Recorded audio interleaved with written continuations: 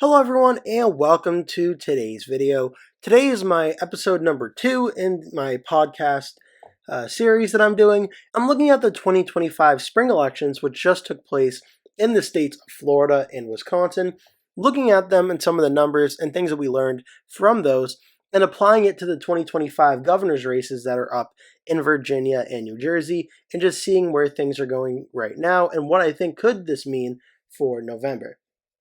So just to get started, we saw some special elections just happen last Tuesday in the states of Florida and Virginia. There were 2 House races in Florida, one on your screen right now, and there was also a Supreme Court race which happened in the state of Wisconsin.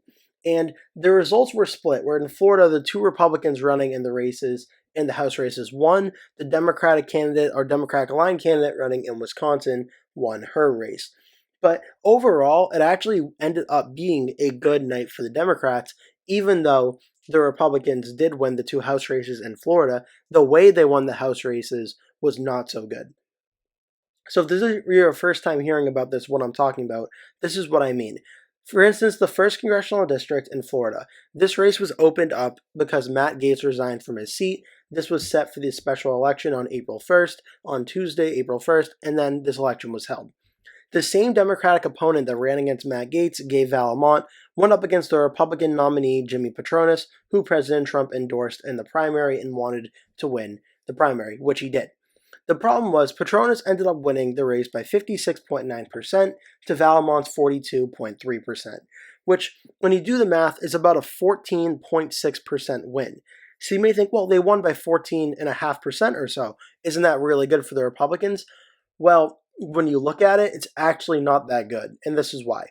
A 14.6% win, when you compare it to what Matt Gaetz did, Matt Gaetz, who at the time was facing a lot of scandals and such during the campaign and accusations and statements that he shouldn't even be allowed to run at the time, he still won this district by 32.1% on the same ballot when President Trump won the state of Florida at the presidential level by about 13.1%. So this Panhandle district right here is known for being a safe Republican district, and Matt Gaetz won it by over 32 points. Another similar problem persisted in the other district in Florida 6, where Michael Waltz won his race on the 2024 ballot by 33.1%, a massive Republican win. But when you look at how the Republican Randy Fine did in this race, he won 56.7% to 42.7%, a 14-point win. So again, this is 2 instances of the Republicans underperforming in red districts that they should have won by over 15 points, and in some cases they should have won by 30 points. They underperformed by both of them, cutting the victory margins of 2024 in half and then some. Meaning Waltz and Gaetz both won by over 32 points, and both of these Republicans won by less than half of that, 14 and 14.5 or so. So why am I making such a big deal out of 2 Republicans winning, even though their support was less? Because this speaks to an overall greater problem the Republican Party has had, which is Republicans are almost guaranteed to lose special elections when they take place in non-election years, non-presidential years and such, and even sometimes non-midterm years. And you may be thinking, okay, well, why is that? The Republican Party, one thing that's happened since Donald Trump has become the leader of the Republican Party is a lot of very well-educated voters have shifted to the Democratic side, and a lot of low-propensity voters have shifted to the Republican side. And what that means, or why that matters, is typically the higher-educated voters on recent years have shown more trends in terms of getting out and voting in off-presidential year elections. That means that when it comes time to vote for the president, these low-propensity voters will turn out for President Trump pretty much guaranteed every time. But in off-year elections, they don't seem to turn out and vote because they really only care about voting for Donald Trump. And that's the problem the Republicans have as a party going forward, which is the Republicans just had a great night in 2024. President Trump won, they kept the House, they have the Senate, everything went great for them in 2024, but this special election is sort of like a warning sign to the Republicans that when President Trump is not at the top of the ticket, even Trump putting out statements and endorsing these candidates, which he did, is not going to be enough to get the same level of voter enthusiasm and voters out to vote for them. We saw that in Florida 6 with Randy Fine, where it was described by a lot of people, including the governor of Florida, Ron DeSantis, that Randy Fine was not a particularly strong candidate, and that DeSantis basically said if Fine did bad, it was on him and not on him or President Trump. So DeSantis kind of both defended Trump and DeSantis on that one. And I'm honestly, that could be true, that could not be true. I think I'm more on the side that that is true, but I haven't really read everything about Randy Fine, so I don't want to make any statements that I'm not totally sure about, though I think that does, from an election standpoint, make a lot of sense. But the overall problem of Republican voters voting for Donald Trump but not turning out in off-year elections is going to be a problem that's likely going to persist with the Republican Party, at very least, throughout 2025 and 2026. And this is where I'm getting into it, though, where it could be a problem. The Florida House districts, House District 6 and House District 1, yes, they both cut the margin in half, but Republicans could say, okay, well, at least the Republicans won. Yes, it was worse than we wanted, but at least they won. Wisconsin, you can't say that. Wisconsin, the Supreme Court election, with over 95% of the vote in, last time I checked, there's not a ton of votes left on the map, just maybe about 5% or so, 9% in La Crosse, but not by much. The race is over in Wisconsin. Susan Crawford, the Democratic-aligned candidate, won the race with 55% of the vote. Brad Schimmel, the Republican Trump-endorsed candidate, got 45%. A 10-point win for a Democrat in the state of Wisconsin in this Supreme Court election. And in my video where I went more in depth in breaking down the results in Wisconsin, in another video I already did on my channel, you can check that out, as well as my house videos as well. I looked at the voter turnout in Wisconsin in this special election, this Supreme Court election, compared to the 2022 midterm governor results. It was only different in terms of overall voter turnout by approximately 150,000 votes. That means a midterm election, which you know is going to happen every single 2 years, and typically, even though it's not as big as a presidential year, more voters are aware of the midterms than they are of like a Supreme Court election. Wisconsin only had a difference of approximately 150,000 votes or so between the governor election in 22 and the Supreme Court election in 25. When the Supreme Court election should have been much lower turnout, it was much higher. And why was that? Well, Democrats getting 55% of the vote in Wisconsin, when just a few months ago, look at the presidential race, President Trump won the state of Wisconsin in 2024. He won it 49.6% to Kamala Harris's 48.7%. Trump got out and won the state of Wisconsin, and a lot of low propensity voters that don't typically vote in off-year elections got out and voted for Trump in Wisconsin, which gave him a very, very close victory in a very competitive toss-up state. But this time around, though, that did not happen. Crawford and the Democrats got a lot of people energized and motivated to get out to vote, and it could be because of the way maybe voters feel about the job President Trump and Elon Musk are doing in Wisconsin. I know that certainly has been a very popular topic with a lot of Democrats and such on social media, really energized about the role Trump and Musk are having. Maybe they wanted to stick it to the president, get out and vote for them in droves. But for President Trump supporters, you could argue if they love the job they're doing, they should have been equally as energized to get out and vote for the Trump-endorsed candidate, Brad Schimmel, in a state we just saw Trump win just a few months ago. But again, this is the problem for the Republicans. The Democrats turned out in droves in this race and were way more energized to vote for Susan Crawford. And it became sort of a proxy election where it was almost like the Democrats running against Trump and Musk, and the Democrats turned out a lot more than the Republicans in Wisconsin did. We saw areas of Wisconsin which voted for Trump just a few months ago flip blue, like Columbia County, like Sauk County, like Richland County, like Greene County, like Kenosha County, like Racine County. All these areas voted for Trump just back in November, and Susan Crawford was able to win them all and get 55% of the vote. Just to give you an idea what 55% of the vote looks like in the state of Wisconsin, let's go back. Obviously, Trump won the state in 2016 against Hillary Clinton.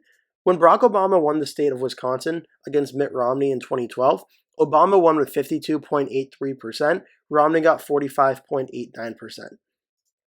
2008, when Obama beat McCain, Obama got 56.22%, McCain got 42.31%. The Democratic vote share for Susan Crawford was closer to Obama's numbers in 2008 than it was closer to Kamala Harris's numbers in 2024. Crawford did about 7% better on the Democratic side than Harris did in 2024, and only about 1 point under what Obama got, about 1.2 points under what Obama got in 2008. Now, again, this is an off-year election, so you can easily just, if you're a Republican, you can just dismiss it and say, what's the big deal? The next election, Republicans are going to turn out more, and then it won't be a concern, and Wisconsin will stay a tilt or toss-up state. And maybe that's true, but it only seems to be in the presidential years. In 2022, things were super close in Wisconsin. We can look at the Senate map here. Let's pull up the Senate map for 2022 in Wisconsin. Ron Johnson was able to win re-election by just 1 point against Mandela Barnes in a very, very close election. In 2022, when Republicans and Democrats split the national vote, it was supposed to be a good Republican midterm year, but obviously the overturning Roe v. Wade and other factors changed that. 2022 ended up being a very close race in Wisconsin. The governor's map, not so much though. Tony Evers was able to defeat the Republican Tim Michels by 3.4%, even though he went up against the Trump-endorsed candidate. There seems to be a problem in the state of Wisconsin and in a lot of competitive states. A lot of voters who love voting for President Trump just don't get out to vote as much for the Republican candidates in off-year elections. And what we just saw in the state of Wisconsin should be a wake-up call to the Republicans. The Republicans should be seeing this result, and they shouldn't just say it's a special election, what's the big deal?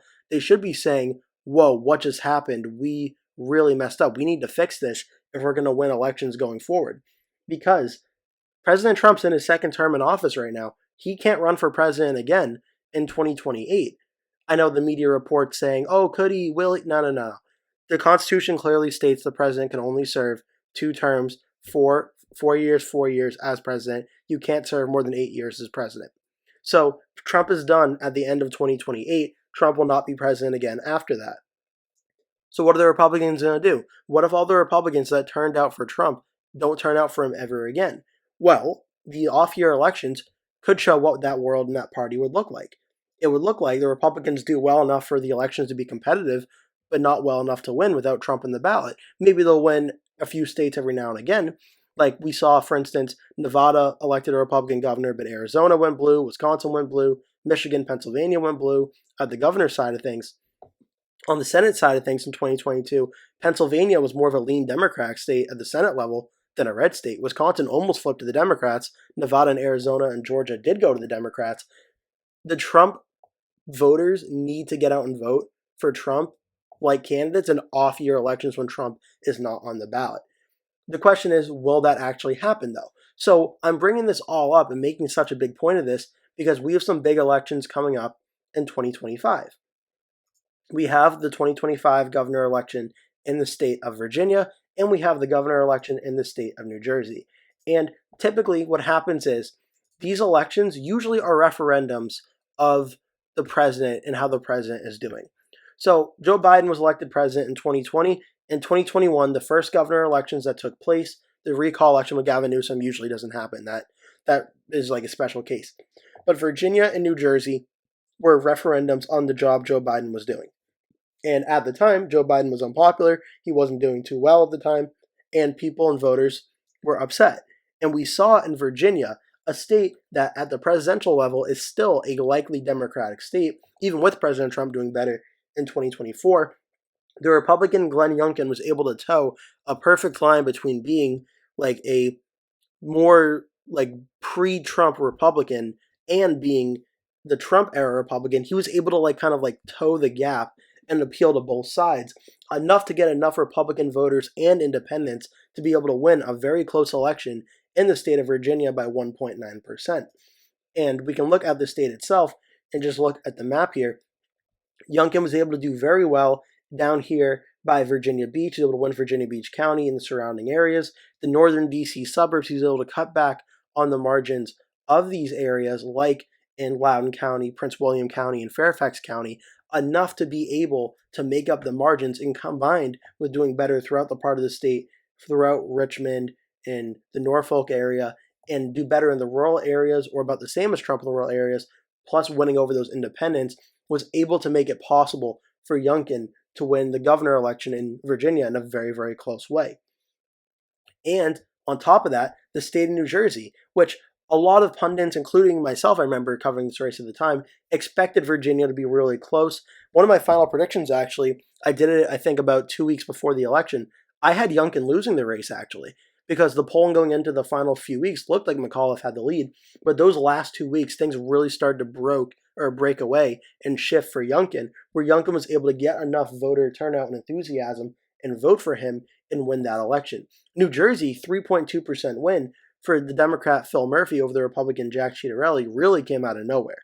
So now for 2025, I think both of these states are being closely watched because, for good reason, both of them in the 2024 presidential race were actually pretty competitive. Virginia voted for Kamala Harris over Donald Trump by only 5.8%. That is a likely Democratic margin, but not by much. Actually, only about a point off from being a lean Democratic state. The state of New Jersey shocked everyone, including myself, by voting about the same as Virginia, 5.9% for Harris over Trump. These are two states that if President Trump and Republicans could get energized and get motivated, they could be competitive states by 2028, and in the governor's race this time around in 2025, they certainly could be. But seeing what happened in the special elections in the state of Wisconsin, where a lot of lower propensity voters, aka a lot of Trump-only 2024, 2020, 2016 voters, seeing a lot of them not show up and the Democrats out enthusiasming the Republicans, a lot of the worry now comes into what will these races look like for 2025. Now, this doesn't mean that just because the Supreme Court race happened that the Republicans have no chance of winning Virginia or New Jersey in 2025. That's not what I'm saying at all. But what I am saying is, based on a lot of Trump voters not turning out to vote for non-Trump Republicans, like for Republicans that aren't named Donald Trump, at very least, the Democrats start out as the favorites for both Virginia and for New Jersey. Where in Virginia right now, it's going to be Democrat Abigail Spanberger. She's the presumptive Democratic nominee. As when you look at the other candidates running for her, there are none. We just saw recently in the beginning of March that Bobby Scott, the U.S. representative from Virginia's 3rd District, announced he would not be running, and he was the only candidate really considering running against Spanberger, and he is not. LeVar Stoney withdrew. He is now running for lieutenant governor, so Abigail Spanberger is the lone Democrat. On the Republican side of things, though, there's a little bit of infighting going on. The lieutenant governor, Winsome Earle-Sears, is the presumptive, likely going to be the Republican nominee, but Amanda Chase and Merle Rutledge are both running against Sears, saying that Sears is not friendly enough and loyal enough to President Trump, and they're trying to out-MAGA Winsome Earle-Sears, which, for the Republicans to win in Virginia, like Glenn Youngkin did, they had a perfect blend of pretty much every MAGA supporter and every pre-President Trump Republican supporter and independents. The Republicans in Virginia cannot afford to be losing or having MAGA voters be dissatisfied and stay home if Sears is the nominee.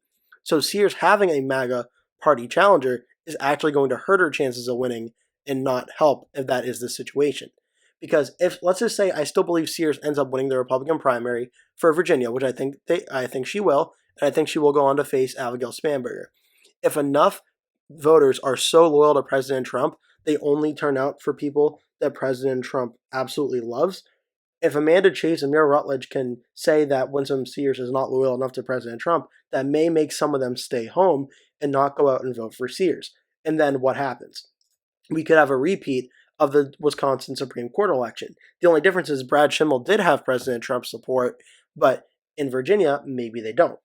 When you're looking at Virginia's election history, it's also very, very interesting because they pretty much go with exactly how we think they would go. 2021 referendum on President Biden, it's still a likely Democratic state. Actually, let's do that. It's a likely presidential state at the presidential level. It voted for Harris by about 5.8% in 2024. 2020, it voted for Biden by 10.1%. That's likely Democratic. 2016, it voted for Clinton by 5.3% over Donald Trump. So that's likely Democratic. 2012, Obama-Romney was the last time it was a real toss-up state. It voted for Obama by 3.9%. 2008, it voted for Obama by 6.3%. And then 2004, Bush won it by 8.2%. So since 2008, Virginia has voted in the 1, 2, 3, 4, 5 presidential elections. There is voted Democrat, likely Democrat 4 times, lean Democrat once. So the presidential race, Virginia has shown a remarkable amount of consistency at being a likely Democratic state. The governor level, things get interesting.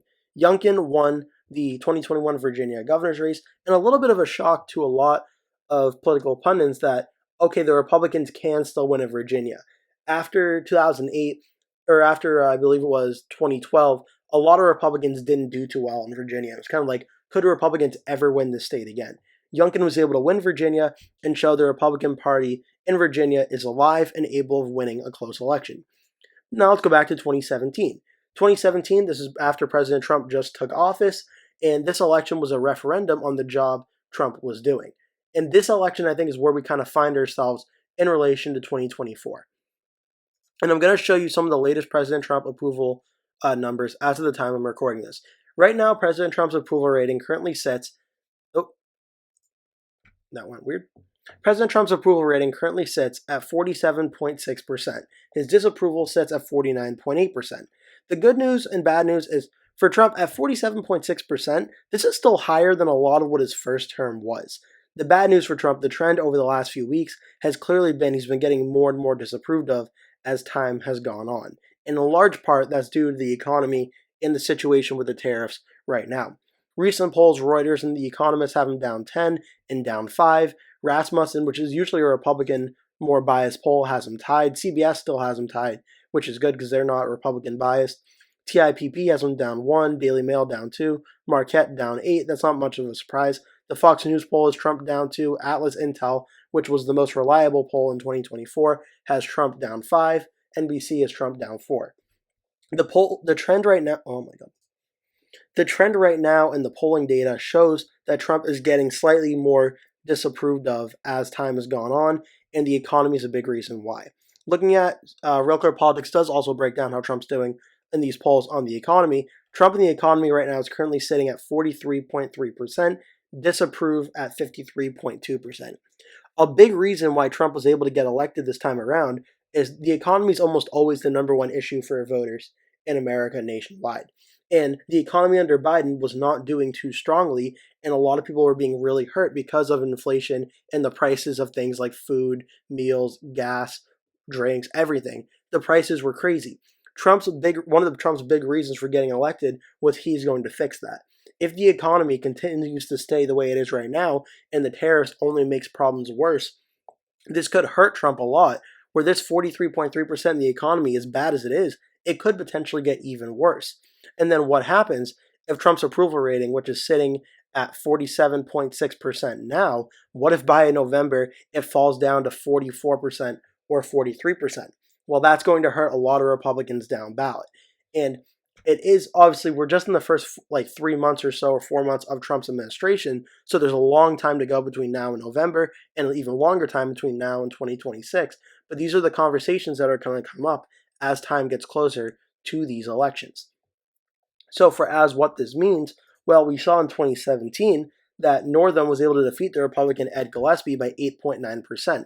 And this race became, towards the end, Northam and Gillespie were close. Northam was starting to get a little bit of a lead. The Gillespie campaign tried to make it about Gillespie was pro-Trump and very friendly to Trump. This was the first off-year election in the Trump era since President Trump got elected. And Gillespie tried to go down the path of being a moderate Republican on my own won't be enough to win. I need to align myself with President Trump as a friend of President Trump, and maybe that will help him. Which, in hindsight, is actually kind of funny, because if I'm correct, I believe Gillespie worked on Mitt Romney's campaign in 2012. So he was not a very pro-Trump Republican. He was more of a Mitt Romney, old school Republican type. So him trying to align himself to Trump and hoping of saving his electoral prospects may have actually ended up hurting him with the benefit of hindsight, making Northam win by 8.9%. New Jersey, Phil Murphy was able to beat the Republican Godano by about 14.1%. Does this mean that 2025 will be an exact copy of 2017? No, I honestly don't think so, because things are a little bit different in both of the states. The Republican Party had a little bit more of a resurgence in New Jersey than it did in 2017. Virginia is going to be really interesting, because as I showed you the presidential race, both of these states just voted by 5.8% and 5.9% for Harris over Trump in both states. I don't think it's going to be really likely by November that either one of these states is going to be warming up to President Trump and the job he's doing if the economy and tariffs stay the way they are now. Now, if things get a lot better in the next 4 months, that's possible. But we don't know what 4 months from now is going to look like until we actually get there and see what it is.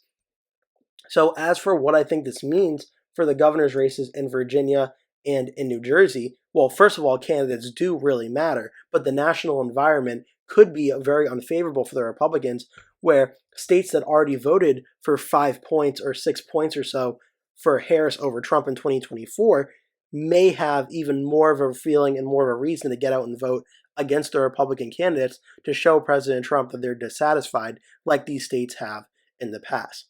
Just briefly, as for the candidates right now, I'll start with New Jersey because I feel like I've covered New Jersey on my channel less than I have Virginia. The Democrats, there's a bunch of candidates running. Ross Baraka, the mayor of Newark's running, as well as Stephen Fulop, mayor of Jersey City.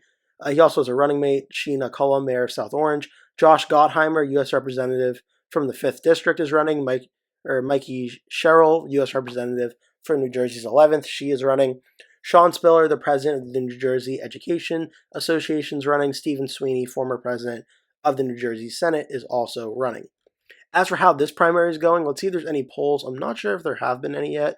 I think there has, but yeah, right now it's really a wide open race. Mikey Sherrill leads with 14% in the most recent poll to Ross Baraka's 12%.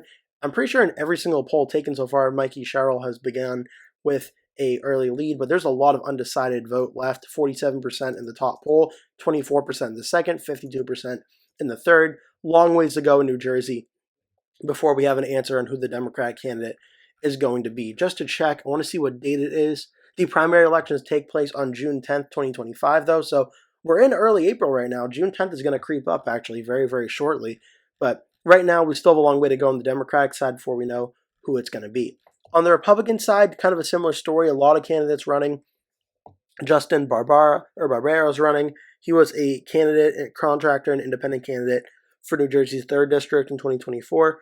John Bramnick, a state senator and former minority leader of the New Jersey General Assembly, is running. Jack Ciattarelli, who was the Republican nominee for governor in that close race in 2021, he's running for governor again. He, I think, presents the Republicans a strong opportunity at being competitive in that race. He's known statewide after running last time around.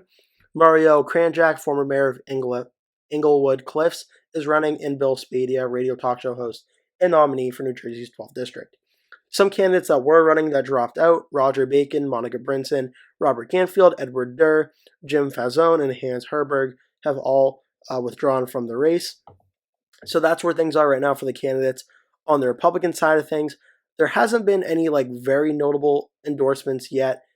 John Bramnick has Anthony Scaramucci and Michael Chertoff, but President Trump hasn't weighed in or anything yet. Mario Kranjak has Newt Gingrich's endorsement. Some New Jersey representatives, Tom MacArthur from New Jersey 3 endorsed Spadea, but nothing really too notable just yet.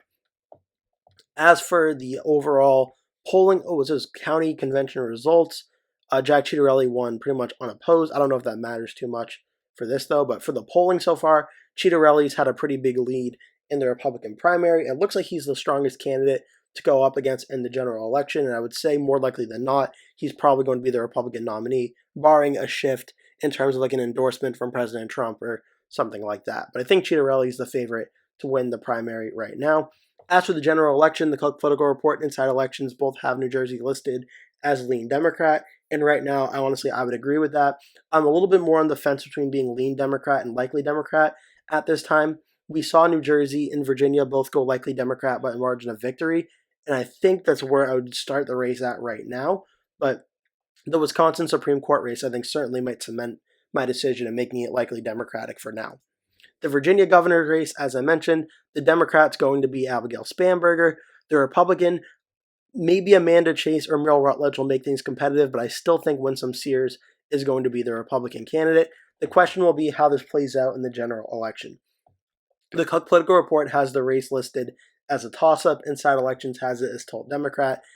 It's very early on in terms of polling, so there's polling you can only take into account so much, but it is notable that Spanberger has led in every single poll, except for the ones where she's not, and she's tied in those polls. So Spanberger has not trailed yet in one poll, not even in a single poll or coefficient, which are Republican polls. Sears isn't even winning in those. It seems like a very similar trend, actually, believe it or not, to the polling of the Wisconsin Supreme Court race, where the Democrat had more of the support shored up and the Republican support was in the high 30s and low 40s. Spanberger starts out with her support in about the mid 40s. And don't forget, we still have another like 4 to 5 months until the election, so these candidates are going to get more well known. But the fact that Spanberger starts off with a bigger base of support and the early advantage, and Sears is starting off in the low 40s to high 30s, shows that the Democrats have a more consolidated base of support that I think would really only strengthen the closer we get to the election and the more it becomes a referendum on the Trump administration. If Virginia follows the historical precedents of past Virginia governor elections, I think a Virginia governor's race ending in a likely Democratic margin is probably the scenario that I think unfolds right now. Again, I'm going to be covering this over the next few months, so we'll see how things change, but that's the way I see things going at this time. So that's pretty much all I have to say about this podcast, episode 2, about the special elections, Virginia and New Jersey. If you're a Democrat, you're probably feeling really optimistic about these elections going into November now after these great spring elections. And I really think, honestly, Democrats, I would not blame you for doing that. And I think you have every right to be optimistic. For Republicans are probably feeling a little bit nervous and a little bit pessimistic going into November. And I absolutely think they should be. Because right now, based on what these elections showed us, the Democrats have the momentum, and unless something changes with the economy in the next few months, I don't really see why that would go away, other than President Trump getting a lot of popularity out of nowhere for some reason. I think a lot of momentum is going to move in the Democrats' direction leading into these elections. But we're going to have to wait and see how this unfolds. I hope you enjoyed this video. If you did, make sure to give it a like. Please remember to click subscribe, as I post at least one new video every day that you're not going to want to miss. Also, make sure to leave a comment below telling me your thoughts about this video. Any comments or suggestions you have would be greatly appreciated, and I can't wait to check them out. Thank you so much for watching. Hope to see you in the next video.